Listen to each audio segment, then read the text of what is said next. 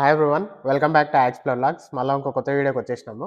ఈరోజు వీడియో ఏంది అంటే, ఎవరెవరైతే యూఎస్‌లో ఉంటుర్రో వాళ్ళ లీగల్ స్టేటస్ గురించి అనమాట ఈ వీడియో. వీడియో మొత్తం లాస్ట్ దాకా చూడండి. ఇందులో నేను క్లియర్‌గా ఎక్స్‌ప్లెయిన్ చేస్తా. ఏంది అంటే, మనము ఈరోజు మాట్లాడుకునే టాపిక్ వచ్చేసి I-94 అనమాట. I-94 అంటే ఏంది అంటే, మనము యూఎస్‌కి వస్తాం కదా, లేదా యూఎస్ నుంచి వెళ్ళిపోతాం కదా, మనకు ఒక ఫామ్ అనేది జనరేట్ అవుతుందన్నమాట. ఫర్ ఎగ్జాంపుల్ ఇప్పుడు స్టూడెంట్ ఎవరైనా వస్తుర్రు.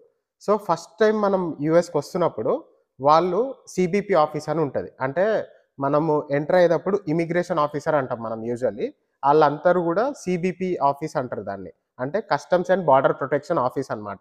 సో, ఇమిగ్రేషన్ ఆఫీసర్ దగ్గరికెళ్ళినప్పుడు వాళ్ళు మనం ఎంటర్ అయినప్పుడు ఒక ఫార్మ్ అనేది జనరేట్ జేస్తారు. ఆ ఫార్మే I-94 అనమాట. ఫర్ ఎగ్జాంపుల్ స్టూడెంట్స్ వస్తుర్రనుకోరి. స్టూడెంట్స్ వచ్చినప్పుడు వాళ్ళకి I-94 అనేది డీఎస్ అని ఉంటది. అంటే మనం ఆన్‌లైన్‌లో చెక్ జేసుకోవచ్చు. ఇది ఎప్పుడన్నా చెక్ జేసుకోవచ్చు. ఇదంతా ఫ్రీ వెబ్‌సైట్ అనమాట. సో, వాళ్ళు ఒకవేళ వాళ్ళ ఇన్ఫర్మేషన్ మొత్తం అందులో ఇచ్చినంక, వాళ్ళు వన్స్ వాళ్ళ ట్రావెల్ హిస్టరీ గాని, లేదా మోస్ట్ రీసెంట్ I-94 అని కొట్టినా గాని, స్టూడెంట్స్‌కి ఏమైతదంటే డీఎస్ అని వస్తది. అక్కడ అడ్మిట్ అంటిల్ డేట్ అని ఒకటుంటది. ఒక ఫీల్డ్. ఆ ఫీల్డ్‌ల డీఎస్ అని ఉంటది. అంటే దాని అర్థం ఏంది అంటే డ్యూరేషన్ ఆఫ్ స్టే అన్నమాట.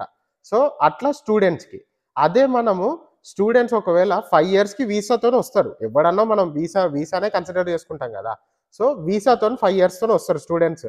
కానీ కొన్ని సార్లు ఆఫీసర్స్ ఏం చేస్తారంటే, మన పాస్‌పోర్ట్ అనేది మనం చూసుకోకుండా ఎవరన్నా వచ్చినోళ్ళు, పాస్‌పోర్ట్ ఏందంటే ఫర్ ఎగ్జాంపుల్ ఇప్పుడు 24 గదా! 26కి ఎవరిదన్నా అయిపోతుందనుకోండి స్టూడెంట్స్‌ది. కొంతమందికి అయితదిది. వాళ్ళేం చేస్తారంటే, అక్కడ సీబీపీ ఆఫీసరు వాళ్ళు కావాలని ఫస్ట్ ఏదొస్తే అది. ఫస్ట్ ఎక్స్‌పైరీ ఏదొస్తే దాని వరకే ఇస్తారు మనకి. స్టే అనేది లీగల్‌గా యూఎస్‌లో ఉండొచ్చు అన్నదానికి స్టే అప్పటిదాకానే అని జెప్పి వాళ్ళు ఓవర్ రైడ్ జేస్తారనమాట. సో, వాళ్ళు క్లియర్‌గా అప్పుడు మనకు చెప్తారు గూడా. మనకు కొంతమందికి అర్థం గాదు. ఏంది ఏదో జెప్తాడు. అక్కడ ఏం జెప్తాడు తను క్లియర్‌గానే జెప్తాడు. ఏంది నీ పాస్‌పోర్ట్ ఎక్స్‌పైర్ అయిపోతుంది 2026లో. సో, నేను నీ I-94ని అప్డేట్ జేస్తున్నా అని తను చెప్తాడు. కానీ కొత్తోళ్ళకి కొంతమందికి అర్థం గాదు. ఏం జెప్పిండా అనుకోని ఎళ్ళిపోతాం. నార్మల్ ప్రాసెస్ మనల్ని ఎలో జేసిర్రు చాలు మనం వచ్చేస్తాం లోపలికి. తర్వాత మనం ఇది చూసుకోకపోతే ఎవరికైతే ఇది ఓవర్ రైడ్ అయిందో డీఎస్ అని ఉన్న వాళ్ళకి ఏం గాదు. ఎందుకంటే నీకు 5 ఇయర్స్ వీసా ఉంది గాబట్టి ఆ డ్యూరేషన్ ఆఫ్ స్టే అనేది దాంట్లో వచ్చేస్తది. వీళ్ళకేం గాదు. ఎవరికైతే ఈ 5 ఇయర్స్ వీసాలో గూడా ఈ 26లోనే ఎక్స్‌పైర్ అయిపోతుంది గదా! వాళ్ళకి ఇది యూజ్ అయితదనమాట. సో, వీళ్ళేం జేయాలె? ఇప్పుడు ఈళ్ళనే గాదు. హెచ్-1 ఉంటారు. హెచ్-1 గూడా ఫర్ ఎగ్జాంపుల్ ఇండియాకి ఎళ్లి వస్తారు. అంటే హెచ్-1 వచ్చినాక స్టాంపింగ్ అని ఎళ్ళిర్రో, లేదా ఏదో ఒక దానికి వాళ్ళ పర్సనల్ రీజన్స్ పైన గూడా ఎళ్ళొచ్చు. వాళ్ళొచ్చేటప్పుడు గూడా ఇట్లాంటియి అయితా ఉంటాయన్నమాట. ఫర్ ఎగ్జాంపుల్ హెచ్-1ఓళ్ళకి 2 ఇయర్స్ లేదా 3 ఇయర్స్ ఉంది. కానీ 1 ఇయర్‌లోనే పాస్‌పోర్ట్ ఎక్స్‌పైర్ అయిపోతుంది. వాళ్ళు ఏందంటే సీబీపీ ఆఫీసర్ ఈ పాస్‌పోర్ట్ ఎక్స్‌పైరీనే ఫస్ట్ కన్సిడర్ జేస్తాడు. అప్పుడు వాళ్ళు అక్కడ ఓవర్ రైట్ జేస్తాడు. యూజువల్లీ ఏందైతదంటే హెచ్-1ఓళ్ళకి వాళ్ళకి హెచ్-1 కాపీ పైన అంటే హెచ్-1 అప్రూవల్ నోటీస్ పైననే మనకి కింద ఒక చిన్నగా రాసుంటది. I-94 నంబర్ అని. యూజువల్లీ అయితే మనకి హెచ్-1 ఫర్ ఎగ్జాంపుల్ 3 ఇయర్స్ అన్నా గదా! ఆ 3 ఇయర్స్ గూడా ఈ I-94 వాలిడ్ ఉంటది. కానీ వీళ్ళు ఇండియా పోయి వచ్చిర్రు గాబట్టి వీళ్ళకి అథారిటీ ఉంటదనమాట. సీబీపీ ఆఫీసర్స్‌కి అథారిటీ ఉంటది. దాన్ని ఓవర్ రైడ్ జేయనీకి. సో, వీళ్ళేం జేస్తారు? నీది ఇంకో 3 ఇయర్స్ ఉన్నా గూడా నీ పాస్‌పోర్ట్ 1 ఇయర్‌లో ఎక్స్‌పైర్ అయిపోతుందని వాళ్ళు ఓవర్ రైడ్ జేస్తారు. అది మనకు జెప్తారు. మనం అప్పుడు గుర్తుపెట్టుకున్నట్టే ఉంటది. కానీ ఇదే స్టూడెంట్, ఇదే హెచ్-1 అయినా మర్చిపోతారు. మర్చిపోయి ఏమైతదంటే ఎక్స్‌పైర్ అయిపోతది. ఇక్కడ ఎంత లొల్లంటే I-94తో అది ఎక్స్‌పైర్ అయిపోతే మనం ఇల్లీగల్ అయిపోతాం. అది గూడా ఎంత మనము ఎక్స్‌పైర్ అయిపోయింది. ఇప్పుడు మనము 10 డేస్ అయింది ఎక్స్‌పైర్ అయ్యి. మనము ఇంకా దాన్ని ఏదో ఒకటి చేయొచ్చు. ఎందుకంటే 180 డేస్ వరకు మనము దాన్ని ఏదో ఒకటి అంటే మనం కంట్రీ దాటి ఎళ్లి రావడమా, లేదా ఎవరినన్నా నా బెస్ట్ సజెషన్ అయితే లాయర్. కానీ తెలిసినయి గూడా ఎవరెవరికైతే ఏమేమైనాయి గూడా మీకు జెప్తాను. బట్ ఆ 180 డే పీరియడ్‌లో ఇది ఎక్స్‌పైర్ అయిందని తెలుసుకున్నా గూడా వి కెన్ డూ సంథింగ్. ఈ 180 దాటి గూడా ఉంటే మాత్రం అది కొంచెం ప్రాబ్లమాటిక్ అయితది. దాన్ని అవాయిడ్ జేయనీకే ఈ వీడియో అన్నమాట. సో, ఒకవేళ ఇది అవాయిడ్ చేయాలి అనుకుంటే మాత్రం దానికొచ్చే స్టెప్స్ ఏం లేదు. మన పాస్‌పోర్ట్ యూజువల్లీ ఎవ్వరం చెక్ జేసుకోం మనం. ఏంది మనము రోజు లైసెన్స్ చెక్ జేసుకుంటాం. ఇంకొకటేదో చెక్ జేసుకుంటాము. పాస్‌పోర్ట్ నీట్‌గా తీసి దాచిపెడతాం. ఈ రోజు ఎవడు పాస్‌పోర్ట్ చెక్ జేయాలని రూల్ లేదు గదా! సో, మనం ఏం జేయాలంటే మన పాస్‌పోర్ట్ ఎక్స్‌పైర్ అయిపోతుంది. లేదా మనకి సీబీపీ ఆఫీసర్ మనకు పోర్ట్ ఆఫ్ ఎంట్రీలో క్లియర్‌గా చెప్పిండు అంటే, మనకి ఎప్పుడు కూడా మన ఇండియన్ పాస్‌పోర్ట్ రెన్యువల్ 2 మంత్స్ ముందు మనకి ఎలిజిబిలిటీ వచ్చేస్తది. అంటే మనం అప్పుడు మన డాక్యుమెంటేషన్ అంతా ఇక్కడ యూఎస్‌లో గూడా ఇక్కడ కాన్సులేట్‌లు ఉంటాయన్నమాట మన ఇండియాయి. సో, ఒకటి ఫర్ ఎగ్జాంపుల్ టెక్సాస్ వాళ్ళందరూ హ్యూస్టన్‌కి పంపిస్తారు. హ్యూస్టన్‌లో కాన్సులేట్ ఉంది. మన డాక్యుమెంటేషన్ అంతా వాళ్ళు ఆన్‌లైన్‌లోనే మొత్తం అంతా ఆన్‌లైన్‌లోనే అయిపోతది. మనం అంతా గూడా ఆన్‌లైనే. ఎక్కడ ఆఫీస్‌కెళ్ళి చేయాల్సిన పని లేదు. ఈచ్ అండ్ ఎవ్రీథింగ్ మనకు ఆన్‌లైన్‌లో అయిపోతది. ఈవెన్ మన పాస్‌పోర్ట్ రెన్యువల్ గూడా ఆన్‌లైన్‌లోనే అయిపోతది. సో, ఇదంతా ప్యాకెట్ మనం 60 డేస్ ముందు నుంచి స్టార్ట్ జేసి, మనము కొత్త పాస్‌పోర్ట్ తెచ్చేసుకొని, you have still valid visa. So, ఇప్పుడేం జేయాలి అంటే, మనం ఈ పాస్‌పోర్ట్ తీసుకొని, విత్ వాలిడ్ డాక్యుమెంటేషన్ తీసుకొని, ఒక లాయర్ దగ్గరికి పోయి సిట్యుయేషన్ ఎక్స్‌ప్లెయిన్ చేస్తే, తనేందంటే మనకింకా గైడ్ చేస్తాడు. ఇంకా valid documentation up to date ఏమేమి ఉండాలి, ఏమేమి తీసుకెళ్ళాలి, ఈ డాక్యుమెంటేషన్ అంతా పట్టుకొని సీబీపీ ఆఫీస్ అని ఉంటది. సీబీపీ ఆఫీస్ ఎక్కడెక్కడ ఉంటది అంటే, ఎయిర్‌పోర్ట్స్‌లో ఉంటది, బార్డర్స్‌లో ఉంటది. కొన్నిసార్లు ఎయిర్‌పోర్ట్‌లో గూడా మనం కొన్ని ప్లేసెస్‌కెళ్ళలేం గదా! అంటే ఎయిర్‌పోర్ట్‌లో ఎట్లా అంటే ఇమిగ్రేషన్ దగ్గరికి మనం ఎళ్ళలేం. ఎందుకంటే ఆ టెర్మినల్ వేరే ఉంటది. అక్కడికి మనకి ఎలో ఉండదు. సో, అట్లాంటి ప్లేసెస్‌లో ఒక పక్కనే మళ్ళా ఇంకొక చిన్న ఆఫీస్‌లాగా ఉంటదనమాట. సో, వీళ్ళ దగ్గరికెళ్ళి ఈ వాలిడ్ డాక్యుమెంటేషన్ చూపిచ్చి, మనము మనకి వాలిడ్ అన్నీ ఉన్నాయి గదా! ఫర్ ఎగ్జాంపుల్ ఏది మన స్టూడెంట్‌కైతే వాలిడ్ వీసా ఉంది. హెచ్-1 వాలిడ్ స్టాంపింగ్ లేదా వాలిడ్ I-797 కాపీ అంటే హెచ్-1 అప్రూవల్ నోటీస్ ఉంది. ఇవన్నీ పట్టుకొని ఎళ్తే వాళ్ళు కంపల్సరీ మన ఇష్యూ అనేది రిజాల్వ్ చేస్తారు. అది నా బెస్ట్ సజెషన్. లాయర్‌ని పెట్టుకోర్రి, లాయర్‌ని అడుగుర్రి. లాయర్ ఏందంటే మనం తెలియని డాక్యుమెంటేషన్ గూడా ఇది యూజ్ అయితది అన్నది మొత్తం అన్ని సెట్ ఆఫ్ డాక్యుమెంట్స్ తీసుకపోయి ఎళ్తే ఇది బెస్ట్ అన్నమాట. సో, వాళ్ళు సజెస్ట్ జేస్తారు. అటార్నీస్ గాని లేదా మనమన్నా చూసుకొని ఎళ్ళొచ్చు. వాళ్ళ దగ్గరికెళ్లి ఏం ఎక్స్‌ప్లెయిన్ జేయాలంటే, నాది పాస్‌పోర్ట్ ఇట్లా ఎక్స్‌పైర్ అయిపోయింది. సో, నాది కొత్త పాస్‌పోర్ట్ వచ్చింది. నా వాలిడ్ వీసా ఇది. దానికి సంబంధించిన డాక్యుమెంటేషన్ ఇది అని మనం చూపిచ్చుకొని వాళ్ళకి క్లియర్‌గా చెప్తే, వాళ్ళు ఆ I-94 స్టే అనేది ఎక్స్‌టెండ్ జేస్తారు. ఇది యూజువల్లీ ప్రాసెస్ ఇదనమాట. నేను అటార్నీని గూడా ఎందుకు కనుక్కోమంటున్నానంటే, మనం ఎళ్ళేటప్పుడు ఫర్ ఎగ్జాంపుల్ హెచ్-1 ఓన్లీ I-797 అని మనకి హెచ్-1 అప్రూవల్ నోటీస్ అంటారు దాన్ని. అదొక్కటే పట్టుకొని పోతే కుదరదు.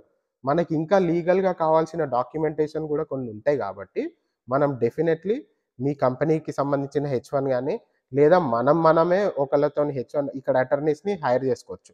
వాళ్ళతోని మాట్లాడి, దానికి కావాల్సిన సెట్ ఆఫ్ డాక్యుమెంటేషన్ అనేది నీట్‌గా తీసుకొని, మనం ఈ సీబీపీ ఆఫీస్‌కెళ్తే, it won't take even 5 minutes అన్నమాట.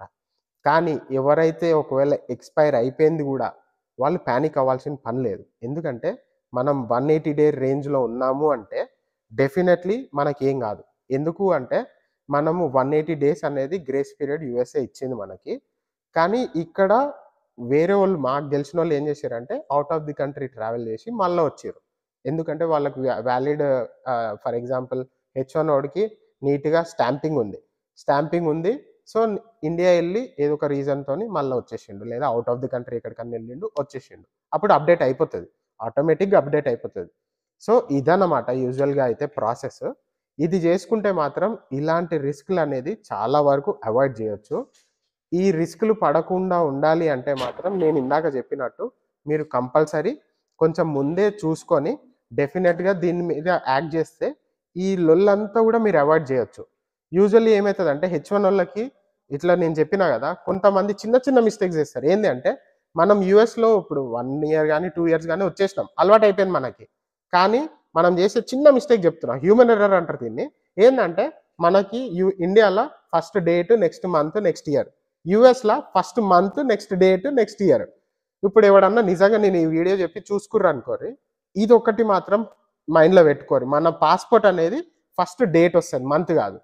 ఫర్ ఎగ్జాంపుల్ 1, 2లు ఉంటే కన్‌ఫ్యూజ్ అవ్వడం it is very common. So, అవి గూడా జాగ్రత్తగా గమనించి ఈ స్టెప్స్ అనేవి మీరు తీసుకుంటే you will definitely be out of trouble అన్నమాట. ఎందుకంటే హెచ్-1ఓడికి ఇట్లా ప్రాబ్లమ్ వస్తే మాత్రం తను వర్క్ అనేది వెంటనే ఆపేయాలి. It will cause serious impact అన్నమాట. ఇది తెలియక కొంతమంది చాలామంది జేస్తారు. అండ్ ఆల్సో ఈ ప్రాసెస్ ఏందో గూడా ఎవరికీ తెలీదు. మనము వితిన్ మన స్టేటస్ పీరియడ్‌లో ఉన్నాము. మనకంతా లీగల్ డాక్యుమెంటేషన్ ఉంది. You don't need to worry. Just talk to your lawyer. ఆయన మీకు గైడ్ జేస్తాడు. ఏ డాక్యుమెంటేషన్ తీసుకెళ్ళాలి, ఎలా చేయాలి అని. మీరేం వర్రీ అవ్వాల్సిన పని లేదు. కొంతమందయితే సజెస్ట్ చేస్తారు గూడా ఇండియా పోయి రమ్మని. ఇక్కడ చేసుకున్నా ఓకే, ఇండియా పోయి వచ్చినా ఓకే. నేను ఇద్దరిని చూషినా. ఇద్దరికీ వర్కౌట్ అయింది. సో, మీరు కొంచెం జాగ్రత్తగుండి ఇది మీరు ఒక్క చిన్న పని చేసుకుంటే ఇప్పుడు వీడియో చూస్తుర్రు. జస్ట్ ఒకసారి చెక్ చేసుకోండి అంతే. ఇంకోటి ఎప్పుడు మర్చిపోయినా. మన హెచ్1 పైన ఇప్పుడు మనం ఎళ్లి వచ్చినాక కంపల్సరీ మనకి అదే డేట్ ఫర్ ఎగ్జాంపుల్ హెచ్1 ఒకడికి 24లో ఎక్స్‌పైర్ అయిపోయింది. ఇప్పుడు 24లో ఇంకొకటి అప్లై చేసిండు.